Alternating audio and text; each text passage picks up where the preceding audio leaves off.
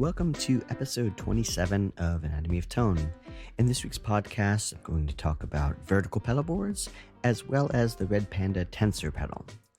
I was looking on Etsy a couple of weeks ago, just looking around at pedal boards, and I was trying to find these little stands that people mount pedals on for like desktop purposes, and they were just single pedal board holders made from 3D printing. So on there, I noticed that there were people making vertical pedal boards that held multiple pedals but from wood. I'm not a big fan of 3D printed products. They just feel cheap to me. The idea of something made by hand from wood is much more appealing, and I found Douglas pedal boards.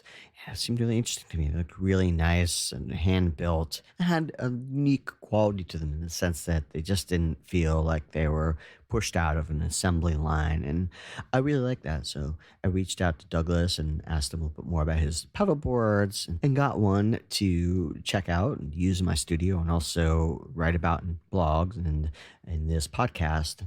I must say I was really delighted. It's very lightweight, which I really liked.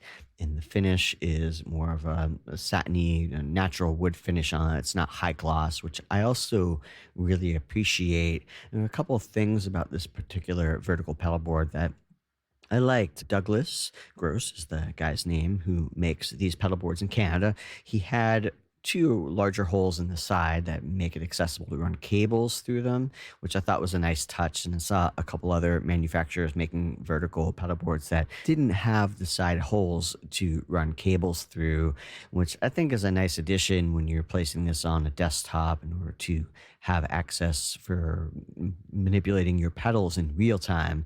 I didn't realize that there were vertical pedal boards. It just didn't occur to me that people were making these, which makes perfect sense because a lot of times nowadays we're sitting at a computer desk and we're recording and manipulating effects in real time. Having a traditional flat pedal board doesn't work as well for this. It's a lot harder to see what the knobs are labeled as, or to even reach and adjust them and maybe manipulate a couple of them at the same time. I'm a big fan of tweaking pedals in real time while I'm recording, whether it's guitar or synthesizer. I'm often reaching down and adjusting some sort of knob. So to have access to it in a format that isn't just laying flat on the ground has been a really great help for me. And then for me, I wanted to get the Douglas pedal board, the vertical pedal board, so I can set up my Effectrode pedals to have easier access to them within my rack. And so the stock size vertical pedal board that Douglas sells fit right inside of my rack unit, which I have a lot of other my rack mounted effects in my Apollo and my Purple Audio MC77 compressor, and my patch bays.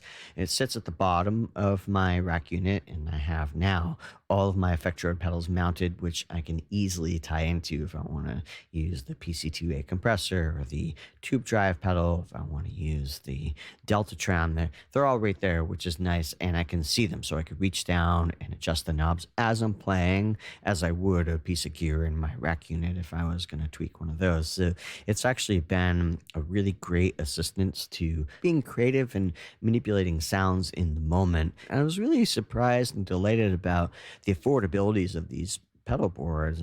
It's not uncommon these days to see somebody charging $300-$400 for a pedal board. It just seems a bit steep to me in general, even though I do appreciate high quality products. I've even seen some of them go for $500 and $600. I just feel like that's maybe just pushing it far, I feel like, even from a professional standard. But Douglas is being a lot more fair with his prices. The vertical pedal board that I have comes in around $84.97, I think, roughly $85, which is way less than I would have anticipated it coming in at.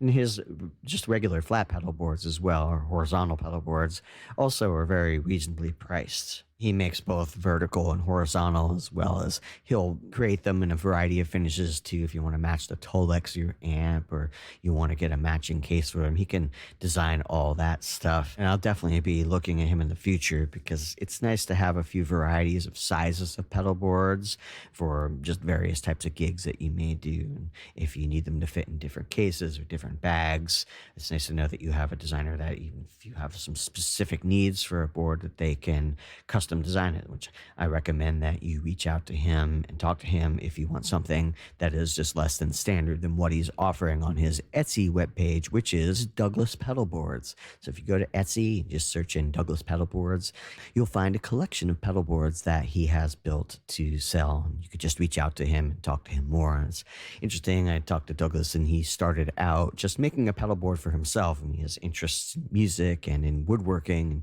he needed a pedal board, so we constructed one, and a neighbor saw it and was a guitar player and thought it was great. So Douglas considered, oh, I'm going to put one up on Etsy, and it sold immediately. So with that sign, he just thought, I'm going to start to make these. And he makes about 3 to 5 pedal boards a week. And he's a small business in Ottawa, Canada, just making a nice product without a fancy website. So if you can find him on Etsy, check him out. I think you'll really dig what he has to offer. Keep an eye out on my website, anatomyofguitartone.com. I'm also going to write a blog, and it's going to include some pictures of the vertical pedal board from Douglas Pedalboards, how I received it and how I set it up in my rack and how it looks with the pedals on it. And it's just a really nice pedal board. If you're enjoying this podcast, please leave me a rating or a review online. It just helps the algorithm so more people can find this podcast. And I teach guitar lessons, bass lessons, drum lessons, music theory, recording and production techniques, as well as composition. If you're interested in any of those areas, you go to my website, anatomyofguitartone.com, and you can find an About Me page or a lessons page that allow you to get in touch with me and learn more about my process of teaching, which I think is a big point to make, because it's not just having the information, it's how you relay the information that I think is super important. And I think it's important to maybe even try a few teachers until you find the right teacher that communicates in a way that makes sense to you. But you can go there and find out a little bit more about my philosophy on teaching, and feel free to reach out to me if you want to know or learn anything from counterpoint and music harmony to guitar techniques to recording techniques. I can assist with all that, and I love talking about it. And I teach both at SUNY Purchase University and the Brooklyn Conservatory of Music, and I've been a private music teacher for many decades, very much into the process of learning as well as sharing learning.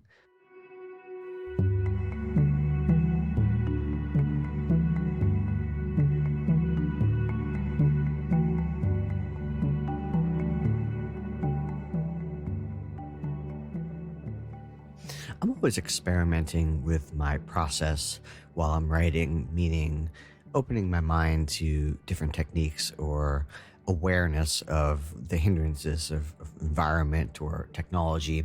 And I had an interesting conversation with one of my mentors this week, and we were talking about form of compositions, and he made a comment that it's really hard when you're working in digital software to see the form. Often when people are working in DAWs or they're working in notation software, that they tend to be seeing things like one bar, one measure at a time, as opposed to having a whole overview of where the composition, where your song is at. When you tend to work on paper, you could lay out everything like on a table or at the piano or on the floor, and you can see the whole composition. It's that visual representation of all the parts and seeing how they're fitting together and being able to jump around with your eyes. It's actually really important. And I started thinking about that a little bit because I work a lot in Dorico. I like Dorico. I'm not adverse to using software. I use Luna and Pro Tools, and I'm all into technology. But there are times where I think I could relate to its hindrances. And I didn't really consider that with the whole overview perspective of seeing your whole song laid out and having a better, clearer view of what the format or the form of your song is. I just thought of it in the sense of like distractions, meaning sometimes I have my computer open and I forgot to put it on Do Not Disturb. And getting text messages or email notifications or software notifications about updates, and any of that can throw you off track when you're in the moment of trying to concentrate. Not to mention if you need to write in, I don't know, Grace Note or something, and you don't remember what the key commands are, and you spend an amount of time online Googling, looking in forums, trying to find a quick way to find the key command to execute that one task, and then all of a sudden you're not making music anymore. Your mind is in the world of tech and troubleshooting.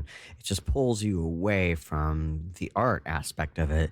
This week I've been trying to go back to using a cassette tape recorder. I have a Sony cassette tape recorder, probably from either between 1972 and 1975. It's old, it's an antique, right? But I really like working from cassette tape. It's a tabletop cassette recorder for a couple of reasons. I've been recording my IDs on there because I feel like the time it takes to rewind, it's therapeutic. I think to take a few seconds before you hear what you did again and listen to it rewind. I don't know. It gives me a second to reflect on what I just did. And second of all, I feel like, I don't know, there's something that is so meaningless with digital technology. We could just record endless takes and versions of it, and none of them really mean anything. We don't really value them too much. And obviously, if you have tape, if the tape's going to run out, and I don't know, there's something about even just using a tape that you're not going to let it roll endlessly because you don't want to sit there and rewind forever to try to find the spot. So some of these limitations, I think I find good for creativity. I'll record a shorter segment of an idea, or I'll make sure I have the idea together a little better before I record it. And then I sit with pencil and paper, and then I transcribe out my idea sitting at my desk after I've played it, or with a piano at my side so I could double check some of the ideas. And this is what I'm starting to do before I even start putting it into any of the notation softwares or DAWs. And it is making a big difference, I feel like, in the process.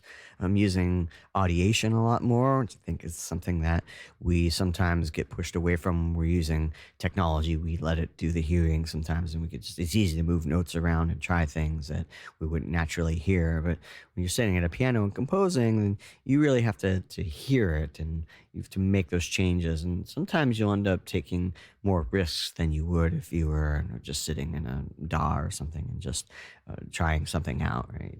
If you're sitting at an instrument and no technology is helping you, you're just going by your ear, it could lead to some really interesting directions. So I would encourage you to try such a thing. Now, I know cassette tape recorders aren't super accessible anymore.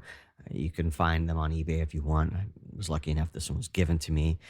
I have been using them for years. That's how I first started, was with a realistic cassette deck, and I would record my ideas on it and play along myself, jam along, and learn how to solo over chord progressions using it.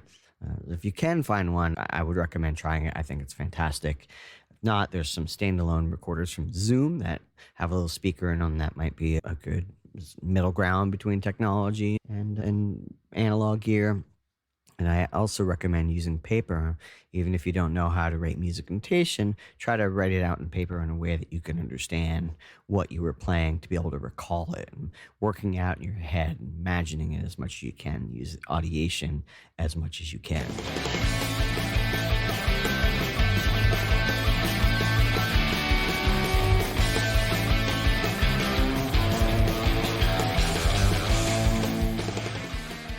In this week's pedal chemistry, we're going to check out the Red Panda Tensor pedal. It's a really interesting reverse tape effects pedal. It also does pitch shifting, time stretching, has some hold functions and loop functions on it that you can really get creative with, and you can move through all the modes seamlessly and just really get experimental and get some very unexpected results with it. You can slow down and speed up, rewind in real time. You can play in reverse with pitch shifting. You can stretch or compress time with no pitch change. You can loop and overdub and randomly slice phrases up to 9.4 seconds, right? And 4.7 seconds in stereo. It is also capable of running in stereo, by the way. The Tensor is always listening to your signal, so you can instantly rewind what you just played, and you could shift between forward and reverse. It constantly analyzes what you play at 3 levels: phrase, note, and waveform, to choose the best splice points so you can focus on your playing. I'm reading this from their website. It's a little bit of a complicated pedal to explain, so it was helpful to have their explanation. It's one of those pedals that you get that really acts like an instrument. You interact with it and you get these really surprising results depending on what information you're feeding it and whatever happens in that moment. It also means it's a difficult style pedal to recreate exact scenarios, right? It's largely dependent on the moment, which I think those of you who are into experimental and sound designing are going to love, because we love like just having something happen in the moment that you don't know how you got there. It was the guitar, the synthesizer interacting with another piece of gear, interacting with the tensor, and all of a sudden you have this moment that only could have happened right at that time because of the essentially like the chemical reaction that was happening between that gear. And I've tried a few other similar pedals to this in the past. I've tried the count to 5 and a few others, and I like the idea, but I always was unsatisfied with the tone of the pedals. The count to 5, which I heard a friend use on a gig, I was obsessed with, and took me a while to be able to get one. I got one, and it just didn't do it for me. I was really surprised by that because I was so enamored with the sound when my friend was using it. And I think he just really figured out how to use that pedal. It sounded digital to me, particularly with the pitch shifting effects on it. Like it didn't sound warm enough for me, organic enough for me.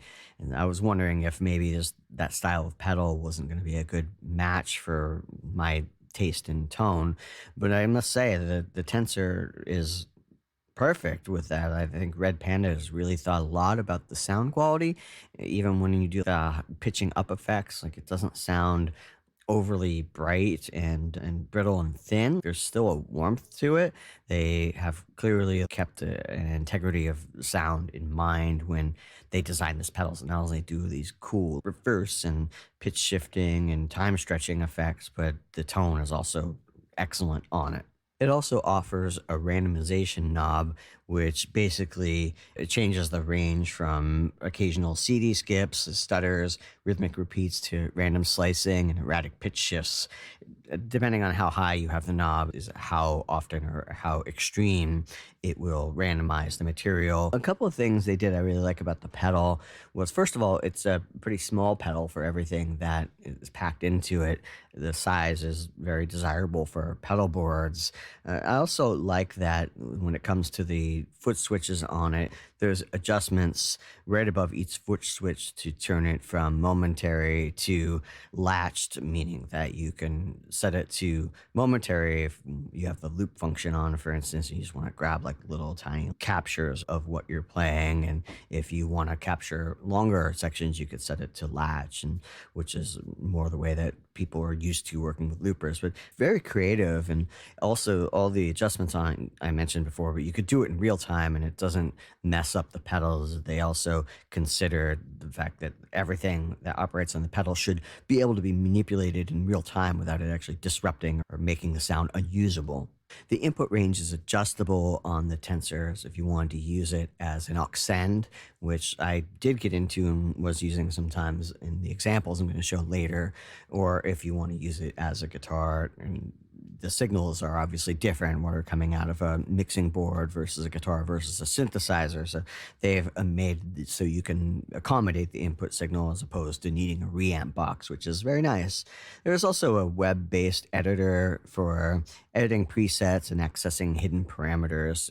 If you have a MIDI or remote foot switch, you can also get access to some other looping functions such as retrigger, stop, and one shot. There's also the option to save up to 31 presets via MIDI, which actually could be really helpful with a pedal like this, where it would be really hard to reproduce things in live settings. You could save it as a preset, and your likelihood of being able to create what you experienced in the studio is much more likely in the studio, which is really important if it's become a staple in the production to which you're involved in.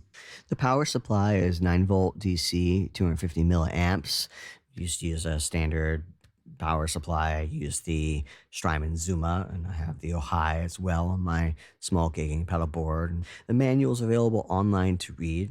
There are some things to learn about operating this pedal. It's not as easy as, say, a traditional delay pedal because there functions and the ideas, the concepts, and the way it operates with either forward or backwards or time compression, pitch shifting, all that stuff. It could take time to really master how it all operates or have a deep understanding of its functions, but that doesn't mean that you can't immediately start making cool music.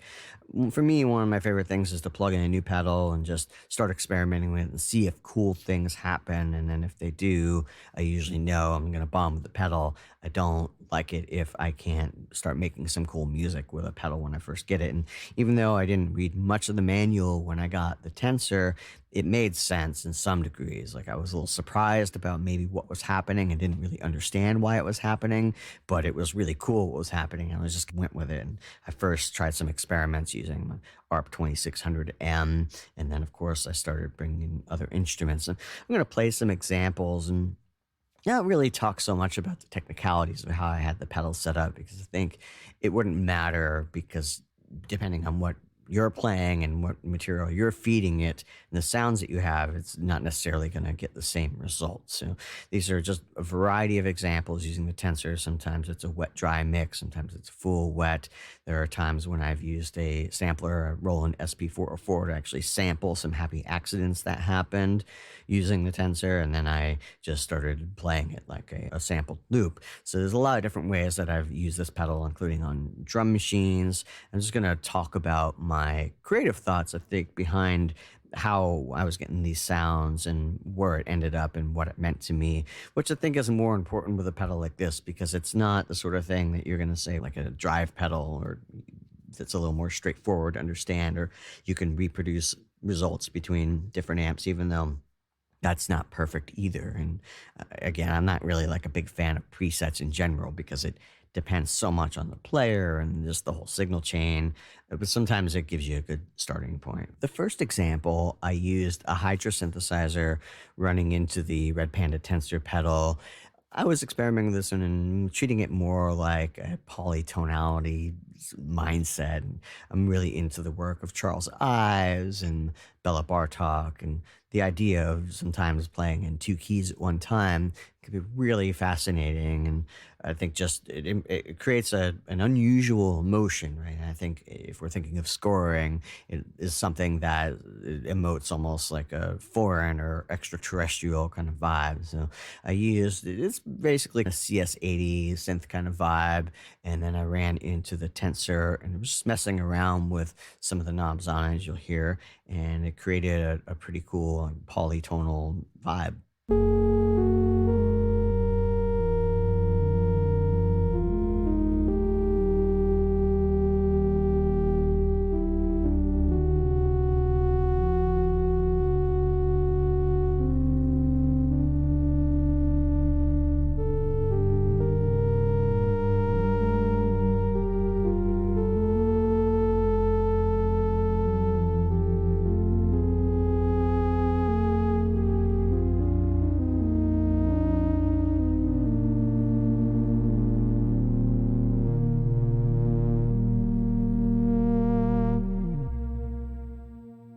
I didn't sugarcoat that one. I got right into the weird right from the get-go. But they're all not going to be weird examples. I have a mixture of both. This next example, I again was using the Hydra synth. I had it set to a sequence, and I was running that through the Tensor pedal to create almost like a frantic tension cue.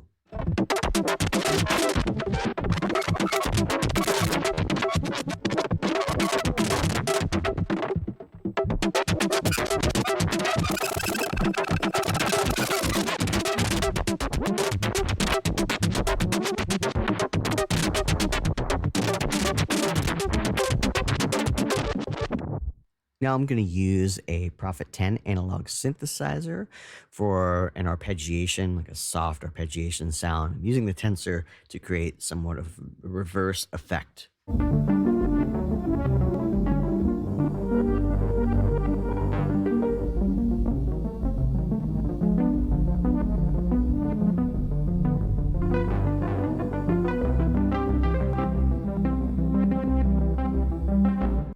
I should also mention that I'm using Valhalla reverb plugins. Several of these examples, Valhalla makes some of my favorite delay and reverb plugins. I use a lot of analog gear in the tracking process, but in the mixing process, I sometimes will send things out to analog gear, but at that point, I'm often using a lot of Valhalla for reverb plugins. They're very reasonably priced for what they are, and they really hold their weight against many way more expensive reverb plugins. And honestly, I prefer them.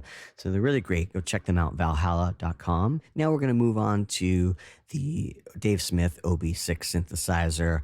I'm using some chromatic mediants in this. It's a classic film score trick, and you've heard Danny Elfman and many other people do this many times, or moving from a minor chord, let's just say it's an A minor, and then I'll go down chromatic third, so I might go down to F minor, and you could go in either direction, but that's what I'm doing in this example. Film-esque vibe, but the tensor is kicking it back and almost overlaying on top of each other, where it gets very dissonant for a little bit until it cleans up. And I liked that sound. It just took something that we've heard a bunch, which is just the chromatic mediant trick, and it just added a little bit more tension and spice to it.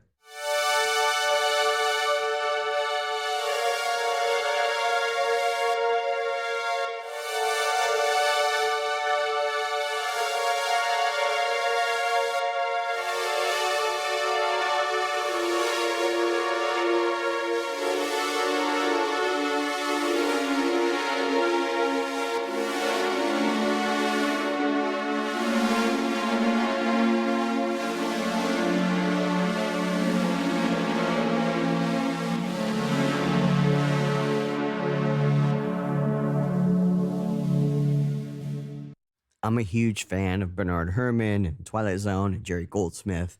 This next example took me to the Mellotron and what I'm calling a broken canon. So I used the vibraphone sound on the Mellotron and the tensor, and it was kicking back the sound, almost like repeating it, but it almost like a canon would work, where if you think of how people do or your boat or something, the way it repeated it or came back in, it almost gave you the illusion it was almost like a somewhat like a canon, but it wasn't. And so it just felt different to me, which I liked. And it wasn't completely vintage. It's not something that you would have heard exactly in the late 1950s, early 60s, of the era of the Twilight Zone. And so it's reminiscent of that, and it's also modern at the same time, which I liked.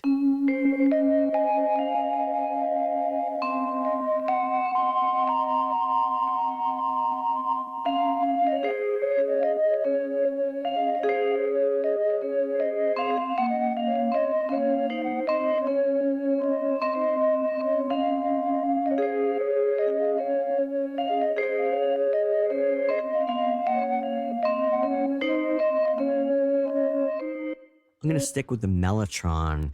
The Mellotron has a bunch of the optagon sounds on it. Now, the optagons were on a disc, and they can actually do an infinite repeat on them, unlike the Mellotron that was basically one of the first sampler, the Chamberlain, the Mellotron. The sounds were recorded on tape, and when the tape ran out, it would have to stop for a second so that it could rewind and play over again.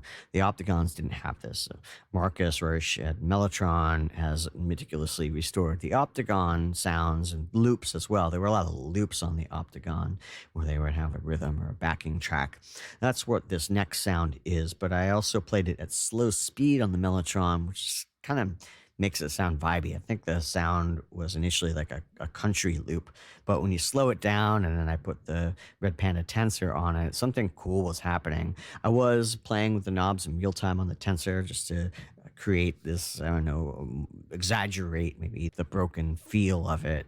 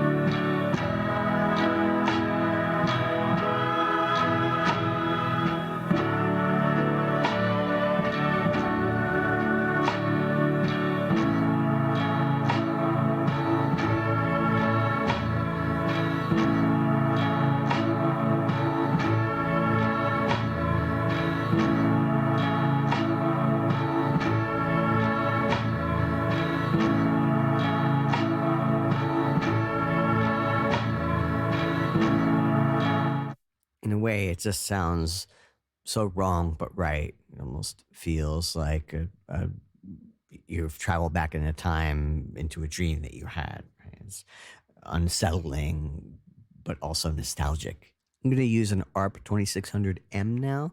And it's set to almost like a bell-like sound, and now it's running through the tensor and creating some pretty cool effects.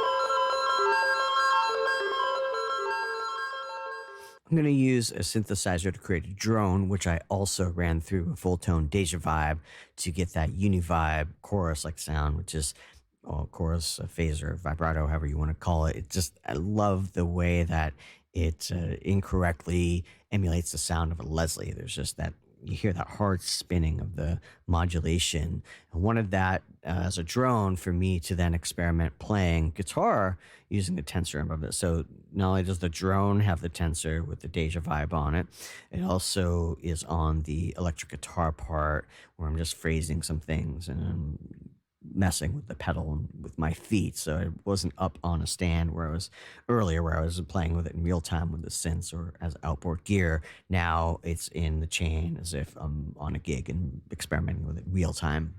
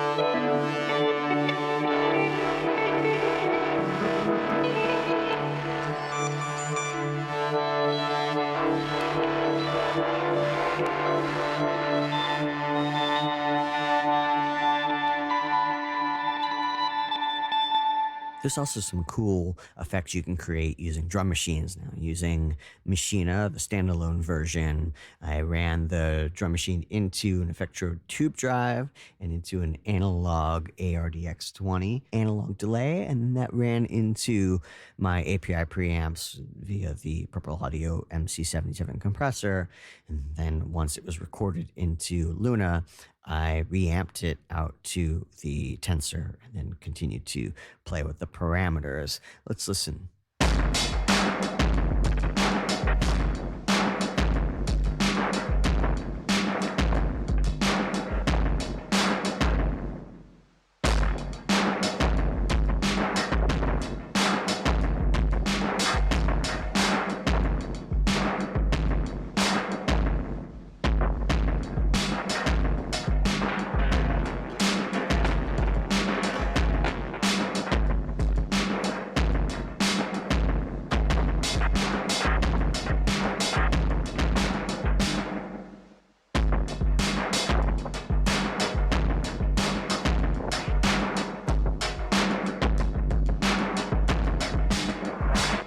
I'm going to be even more aggressive with the settings on the tensor.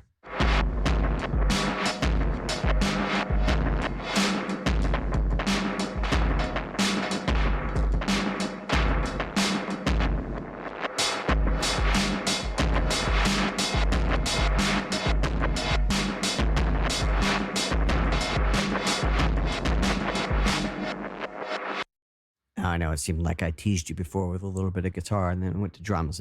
Now we're going to come back to guitar. We're going to focus on some examples with just guitar running into the tensor.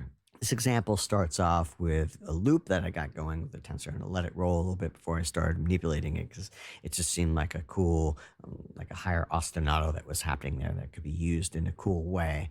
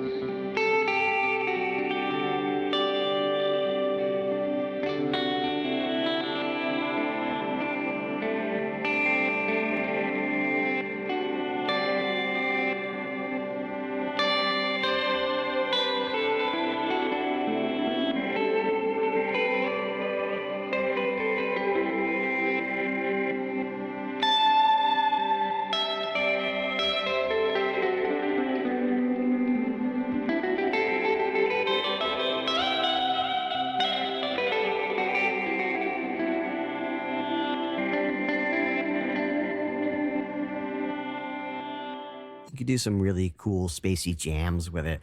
I was using a Gibson ES335. I was running that into my pedal board, which had the Solo Dallas Storm on it. I was using that on all the time as a preamp. I also had the Universal Audio Delverb on, and I was going into the Strymon Iridium. I had my pedal board put together from a gig I did yesterday, which was a charity fundraiser with a bunch of Broadway singers. We played a bunch of Christmas songs. So I took that same pedal board and just plugged in today and just put the tensor at the end of it to experiment. I'm going to keep going down the dreamy guitar ambient path here.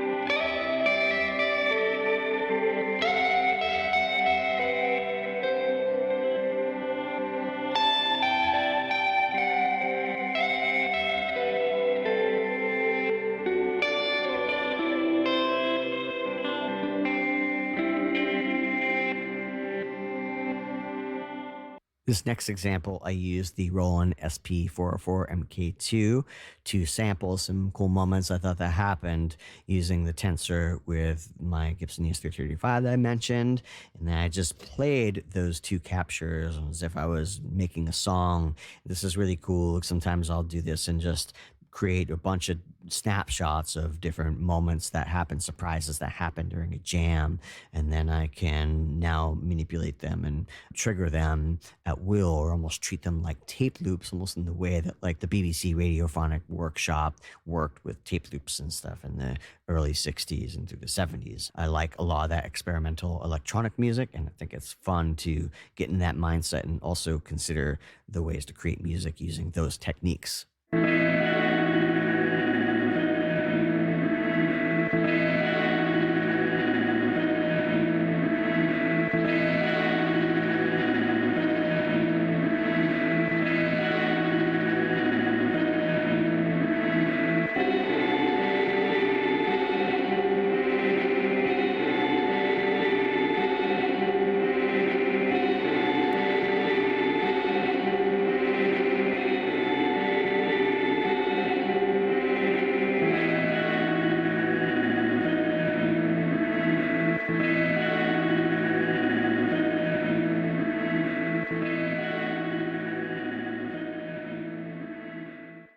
This last guitar example, I'm going to lean into the pitch shifting capabilities of the tensor.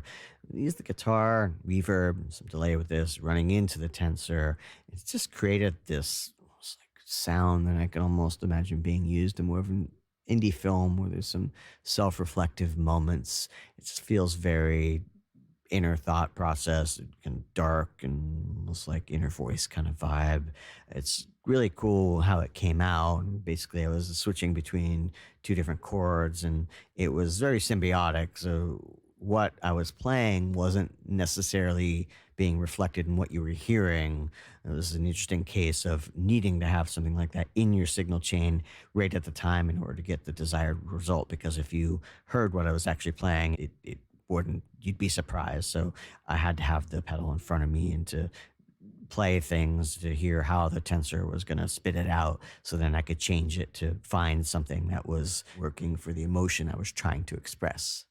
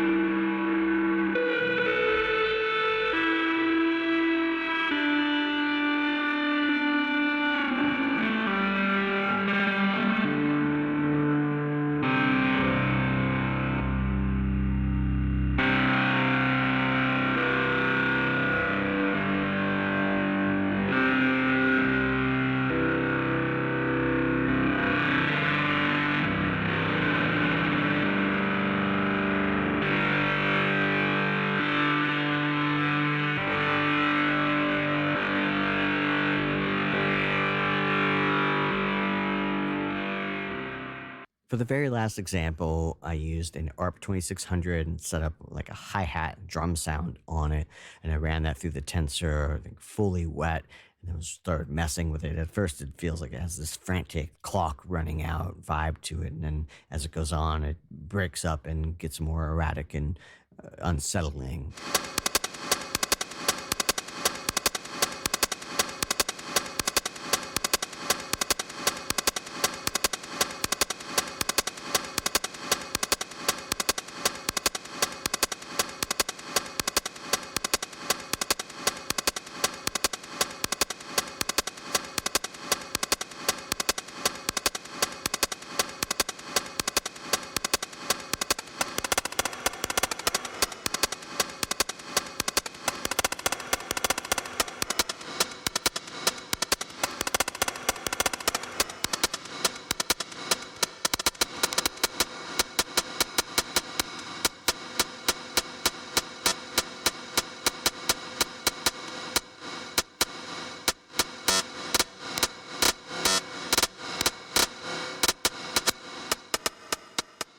I hope you've enjoyed episode 27 of Anatomy of Tone. You can go to my website, anatomyofguitartone.com, to check out a lot of other reviews on pedals and discussions on gear, music theory, songs, composition. I have a tab on there as well. This is Anatomy of Tone, which often is a recap of this week's podcast with links if you're so looking to find out more information about anything I've mentioned there, as well as there's a tab if you want to find out more about about lessons or the music I create, I have a website called futurerelicsmusic.com, which is home to a lot of my composed eclectic music. I also started a YouTube channel called Anatomy of Tone, which I will be uploading tutorial videos more and more over time. I don't have too many up there now, but I have a few good tips about making sure that you're staying creative and beating writer's block, as well as talking about some pedals. We'll be regularly releasing a variety of tutorial videos on there, including a lot of topics such as music theory, composition, and getting sounds and engineering. So if you want to subscribe to me on YouTube, do that, because I will be updating that regularly. And if you have any questions or any comments about the podcast, feel free to reach out to me on my website. More than glad to talk about music. And until next week, have a great one.